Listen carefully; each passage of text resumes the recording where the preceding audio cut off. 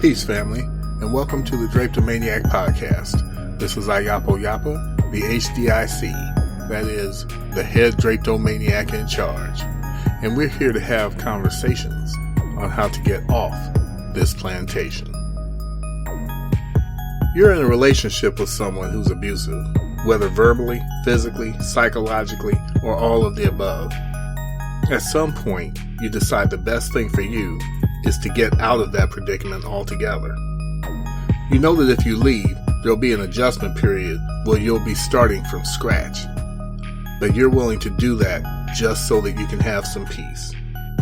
So you wait until your abuser is away at work or at play and start hurriedly packing your things so that you can get the heck out of there and be on the road to your new life of peace and tranquility.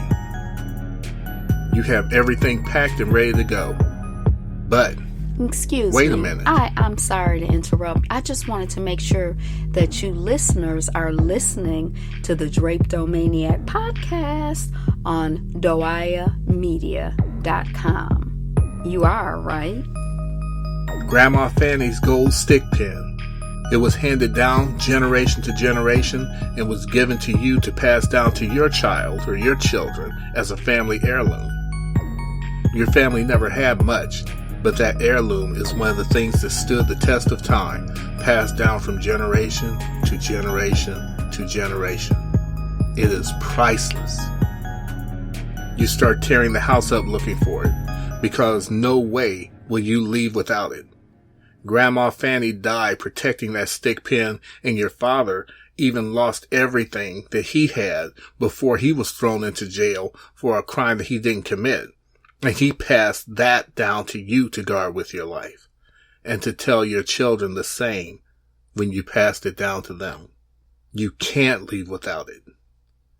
You continue tearing the house apart, but to no avail. Suddenly you hear the door opening and you turn around, the abuser standing in the doorway, and then he looks at you, looks at the packed suitcase, and then looks around at the shambles that's been made of the house. And the abuser asks, "What the hell do you think you're doing?" In another time, you'd have held your peace.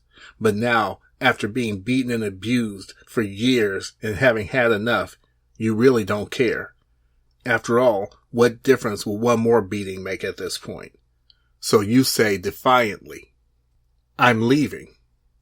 Oh? And you decide to tear up the house before you left? No, I was looking for something. Looking for what? My stick pin. Oh, Grandma Fanny's stick pin. Yes. You're not going to find it. I have it. Then give it to me so I can go. Nope. Number one, I don't have it anywhere where you can get to it. And number two, I wouldn't give it to you if I did have it on me. It's mine. You have no right to keep it. Just give it to me so I can get the hell out of here and get away from you. No, I don't think so. I'll tell you what. Go ahead and go. But I keep the stick pin. That's not fair. It's been in my family for generations. People have suffered and died to keep that stick pin in my family. Well, I'll tell you what. You can stay here with me, and one day I might give it to you. Or you can walk out that door. But you're going to do it without your precious pen. The choice is yours. And with that, the abuser turns to walk back out the door. Before closing it, though, they say, "I'll be back in a few hours. Have this mess cleaned up by the time that I get back." And so you start to cry as you slowly unpack your clothes and prepare to clean the house. I say, separate. Every day I hear or read statements from our people saying things like, "Our ancestors suffered and bled and died here." Or, "Our ancestors built this country." Or, "This country needs to pay us what we're owed." And so on. And all of it is true. All of what they are saying is accurate, and I agree 100% with it. However, I agree in the abstract. In real world terms, we are under the rule of a group of demons who have no intention of ever doing anything even remotely resembling right by our people. I've adopted as a mantra the fact that the leadership of this country and others in the positions of power are not willing to do anything for their own people, people upon whom they have historically bestowed privilege. That same system is just standing by watching as they, as a growing demographic, fall into the abyss of financial ruin and are being rendered homeless, and they're doing absolutely nothing to alleviate that suffering. And the belief that there's something our people can say or do that will make them acquiesce to our begging or to our demands absolutely mystifies me. I've said it many times and I say it again. They won't even lift a finger to do for their own people who they supposedly care about. What on earth makes us think that they'll do anything for us or help our people whom they hate? And this isn't about me expecting them, this government system, to do anything because we're asking and it's the right thing to do. I mean that whether we plan and organize or make demands, ultimatums, protest, march, scream, shout, vote, withhold our votes, push, pull, jump up and down, lie down in the street, beg, plead, curse, throw rocks, speak softly, whether we're nonviolent, whether we're violent. It just doesn't matter. Look at the history. They hate us, and we are a non-factor to them. And quiet as it's kept, their own people are a non-factor to them unless they have money. And there are studies that prove that. Ask a question of any politician about reparations for our people specifically, and all conversations on all sides will slowly meld into something about multiculturalism or quote unquote people of color. Never, never, ever anything that will address making just our people whole. Never. So what's the solution?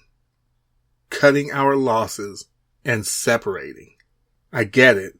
There is blood and backbreaking work our people poured into this country by force and without compensation. The inventions, the culture, the art, the music, the science, the architecture, the labor our ancestors and we put into this country that contributed to the wealth of the white people existing in it, while we received nothing but grief, the stripping of our heritage and identity, marginalization, poverty, and incarceration and death that is ongoing. We don't want to just pick up and separate without some kind of compensation or without some kind of justice. That, family, is the stick pin that they keep hidden neatly away and out of our reach. They basically say, hey, you can leave, or as they love saying, go back to Africa.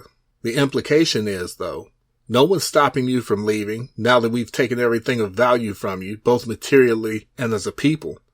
But you're free to be on your way, to start with nothing. Just keep in mind that when you leave, we keep the goods that you and your people suffered, toiled, and died by terror to produce.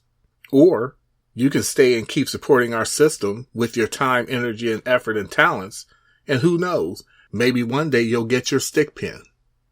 And so, we cry as we slowly unpack our clothes before heading back to their plantation. It isn't an easy thing to imagine just breaking free and cutting a loss. It's even more difficult to think about leaving behind something of deep, priceless value that is rightfully yours. But to my eye and to my sensibilities, that is exactly what we have to do. It's not that I don't reverence or recognize the sacrifices made by our ancestors and our elders. On the contrary, I believe that were they able to speak to us in our present state, they would tell us to move and to seek and build anew, from absolute scratch if necessary, but to not allow the abuser and the oppressor to use a debt they know they owe and have absolutely no intention of ever paying to keep you bound to them. The attitude of our people must become, in my opinion, to tell the sorry bastard at the door, Okay, then I'll just leave without it.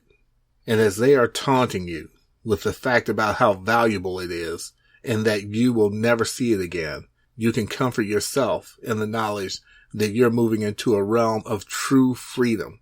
And the item that's lost to you is something you would have not regained anyway, even if you stayed. It may seem like small consolation at first, because it's a harsh thing to walk away and basically admit that the abuser got away with their evil. Some believe that in the end, be it Yah or by whatever name you call God, or karma, cause and effect, or simply the fact that people receive the consequences of their actions, be they positive or negative, people ultimately get what's coming to them. And some believe sometimes there are some people who get away scot-free with their dirt. But whatever you believe, it is still a hard thing to ask a person to do, just to say to an abuser, okay, you got away with it. You did the most despicable dirt, evil, and terror to me beyond all imagination. And at least at this point, it seems that you got to receive and keep all the rewards of it, and I, who deserve to have everything, am not only leaving with nothing, but walking away and in essence, paying you. Each time I talk about separating, I have a deep realization of what I'm saying and what it means. But what other alternative is there? To continue on, caught in an infinite loop of outrage and protest, outrage and protest, outrage and protest, ad infinitum. No, at some point, one must throw in the towel and walk away. There is no shame in knowing when a fight is a lost cause or an unwinnable battle, and you're willing to walk away from it. Actually, it shows wisdom. And eventually, after you're out of the clutches of your abuser and your oppressor, you can create new traditions and develop new heirlooms that can be handed down and never stolen to generations who are truly free. Thank you for listening to this Drapetomaniac podcast. I'm Ayapo Yapa, the HDIC, that is, the head Drapetomaniac in charge, wishing you safety, sanity, and security through separation. Peace and blessings until we meet again at the same time next week. Until then, I'll see you on the run. And thank you again for listening to the Drapetomaniac podcast. Tune in next week at doiamedia.com. DOIAMEDIA.com. And again, we'll catch you on the run. Peace.